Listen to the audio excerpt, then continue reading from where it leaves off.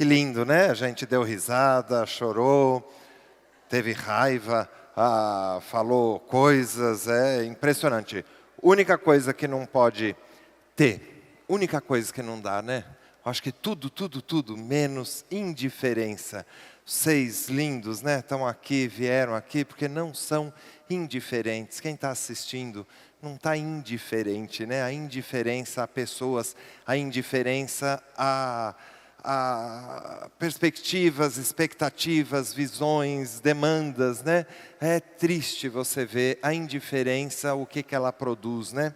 Eu quero refletir um pouco, claro, sempre com esse tema que eu gosto tanto. 41 anos trabalhando com essas questões, 21 no ambiente empresarial, mas 40 anos, 41 lidando com essas questões. Compartilhar um pouco com vocês um aspecto dessa conversa sobre diversidade e inclusão, que é como a gente transforma características nossas em motivos para privilégios, para exaltações de coisas e como a gente transforma também essas características em motivo para violências, em motivo para desigualdades, desvantagens, enfim. A gente transforma características em motivo para privilégios, e aqui a gente falou muito, né? E aí eu, como homem branco, tenho que colocar isso. Não fui eu que criei essa expressão, mas um jornalista branco como eu, dizendo, eu tenho que saber que é como se eu tivesse com a cor da minha pele, com o meu jeito, como se fosse um passaporte, onde eu posso entrar nos lugares até o fim, né? Onde eu passo até por uma blitz sem levar 200 tiros, né? Onde eu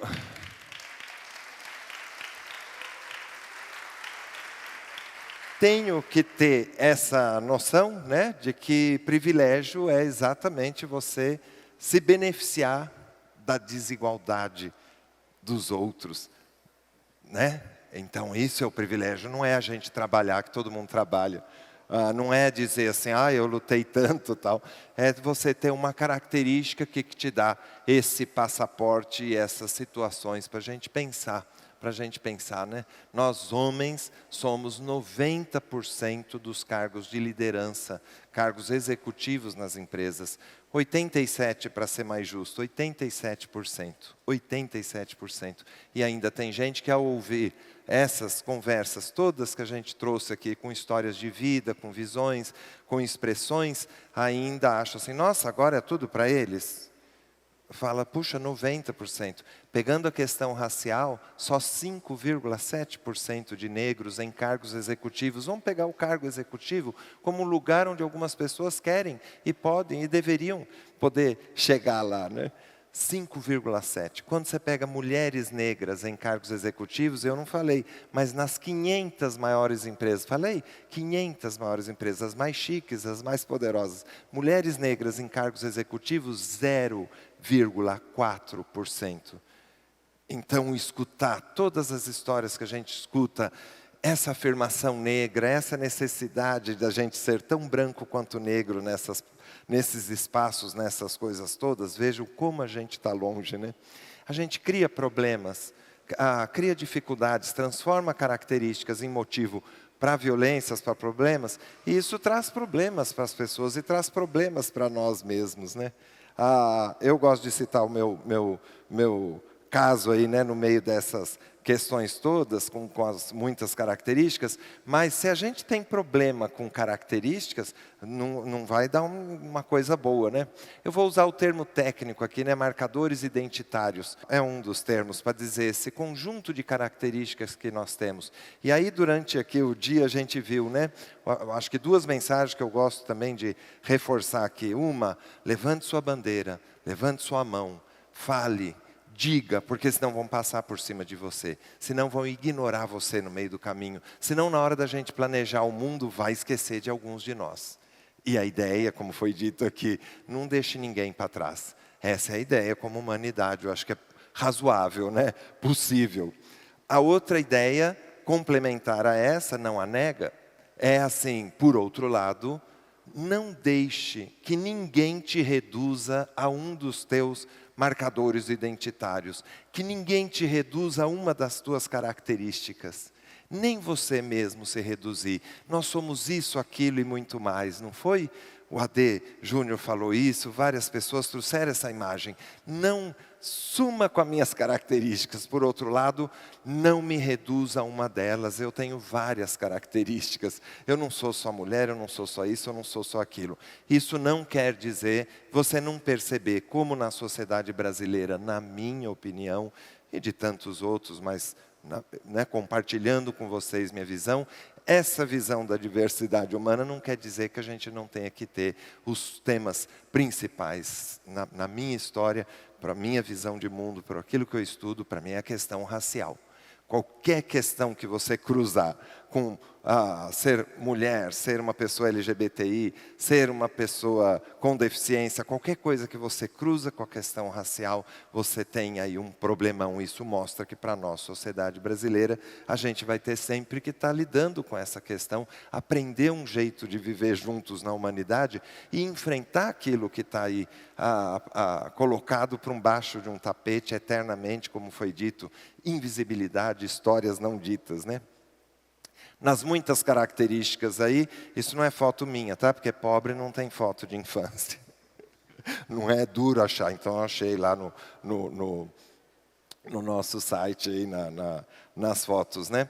Mas eu fui para a escola nos anos 60, chego lá, a professora no primeiro dia de aula, tudo contente, né? Assustado, mas contente, vendo os amiguinhos, a professora descobre que eu sou canhoto.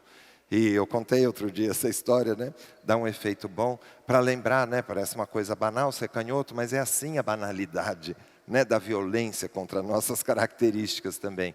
A professora descobriu que eu era canhoto, falou, nossa, isso é indecente, me botou na frente da sala. Isso é indecente, é imoral, isso aqui não pode, é errado, tal. Ela nem sabia que eu era gay. Se ela soubesse, ela tinha dito coisas, sabe Deus o quê. Minha mãe resolveu isso, né? Mas é um exemplo para dizer assim, puxa, às vezes as pessoas dizem coisas horrorosas da gente e a gente pode acreditar. Eu, no caso, durou pouco, porque minha mãe, de novo, resolveu isso, né? Ela foi lá, deu um esculacho na professora, deixa o menino ser o que ele quer. Eu gostei da ideia. Mas, às vezes, ideias tortas podem morar na cabeça da gente por muito tempo, e a gente viu aqui também algumas pessoas falando isso. Como é que a gente se reinventa, se desintoxica, sei lá, todas as expressões que a gente possa usar para pensar nessas ideias erradas, né? Como é que a ideia de bom e ruim, certo, errado, normal, anormal, bonito, feio, confiável, seguro, interessante, enfim, como é que isso foi morar na tua cabeça? É uma das reflexões que pensar nessa transformação de características em motivo para privilégios ou para violências, faz a gente pensar. E calma, não é para jogar tudo fora. Então, é mesmo, me ensinaram que bonito é isso, feio, aquilo, eu não quero mais nada. Não, a ideia é, só saiba a origem, de onde veio. Tem coisa que você nem vai conseguir descobrir, mas assim, se aproprie disso. Isso é o tal do viés inconsciente ou dos preconceitos, dos estereótipos, com base em estereótipos e as práticas de discriminação. Se aproprie daquilo ali.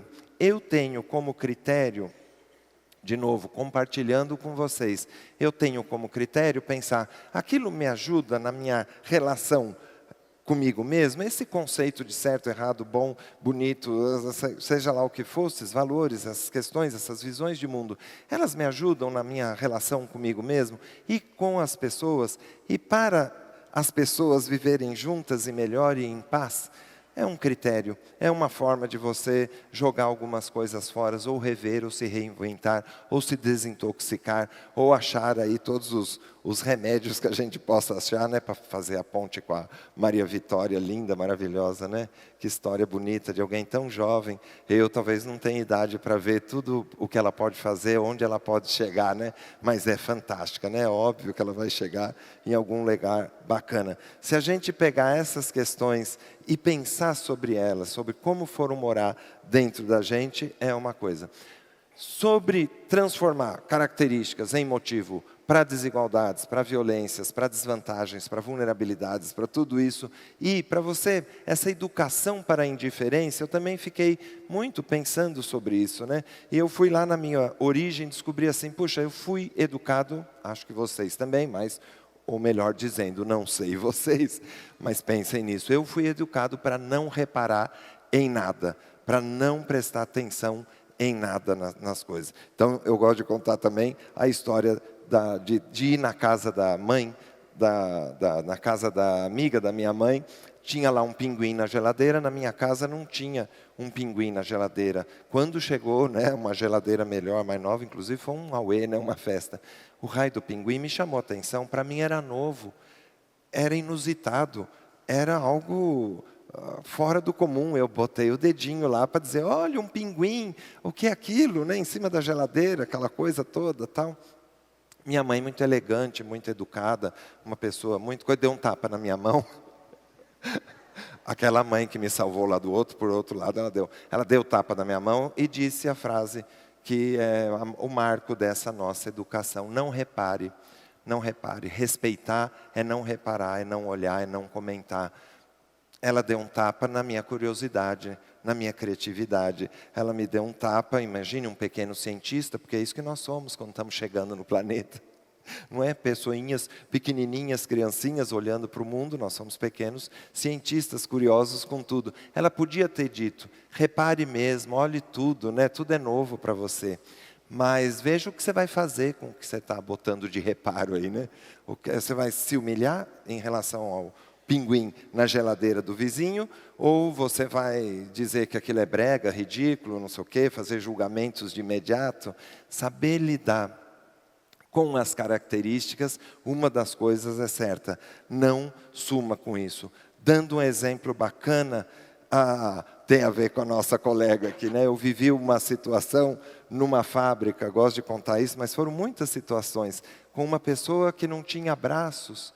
E ela trabalhando numa empresa, o gestor veio me dizer, eu gosto de cumprimentar todo mundo. E com aquela pessoa que não tinha braços, no caso ela não tinha braços nem mãos, né? Diferente de você, mas numa situação parecida. E gestor dizendo, eu não sei o que fazer. Aí eu dei um tapa no bumbum dela, da minha funcionária outro dia, como uma forma de cumprimentá-la, né? Pegou mal na empresa, foi um horror, tal. Também a moça dizia, pois é, faz 6 meses que eu estou convivendo com esse gestor. Você gostou, né, da história? Faz 6 meses que eu estou convivendo com esse gestor, ele não sabe como falar comigo. É um dos efeitos de você não reparar, de você não saber lidar com as características, de você ter essa educação de achar que a gente não deve olhar, reparar, conversar, dialogar sobre as nossas características. Veja que em nenhum momento eu estou tentando evitar, né, a palavra diferença, porque são características, a gente é que transforma diferente em relação a quem, né? A que. Nessa relação nós não somos seres incolores, inodoros, insípidos, imóveis, sem forma, sem vida, né? Nós temos que lidar com a construção da igualdade, como foi dito aqui, com a construção da equidade. Né? Mais do que igualdade, tem que considerar as características das pessoas para que o planejamento do nosso mundo não deixe ninguém para trás, não deixe ninguém de lado, não deixe ninguém do lado de fora, né? Outra experiência que eu tive, para terminar, uma empresa, um grupo lá de funcionários dizendo, olha, precisamos tratar todo mundo igual, e aí uma funcionária levantou e falou, eu quero uma sala de amamentação. Eu voltei da licença maternidade agora, meu peito está cheio, eu quero dar leite para o meu bebê. Então, esse negócio de tratar tudo igual, mas eu tenho uma questão, quantas mulheres estão aqui, né, num grupo de homens, quantas mulheres estão aqui que voltaram da licença, que estão com o peito cheio, que gostariam de levar o leite para o seu bebê para casa? Sabe onde eu tiro o leite? No banheiro da empresa, o lugar mais sujo que tem. Sabe qual foi a proposta? Vá para o ambulatório, outro lugar, cheio de gente gripada, doente, não dá certo. Foi bacana colocar ali essa questão para ver. Não trate igual, né? Considere as questões. Por que não uma sala, né, de amamentação bonitinha, uma geladeirinha, uma cadeira, algo assim. Construir o mundo com base no homem vitruviano, construir o mundo com base em padrões dominantes. É fácil, a cadeira que você está sentado, tudo aqui à nossa volta, a gente tem que considerar todos nós. Se tem aqui todo mundo me escutando, tal, e se tem um colega surdo, como é que nós vamos investir, né, para que tenha libras, para que tenha a transmissão a audiodescrição, porque nessa questão da democracia é importante que não faça assim, todo mundo está me escutando aqui, todo mundo, a maioria está, só tem um que não está, e aí a gente joga essa pessoa fora, né? A ideia é, uma pessoa importa, cada um de nós é único, é especial, cada um de nós é uma das soluções que a vida encontrou dentro das muitas e muitas composições possíveis. Importa, importa.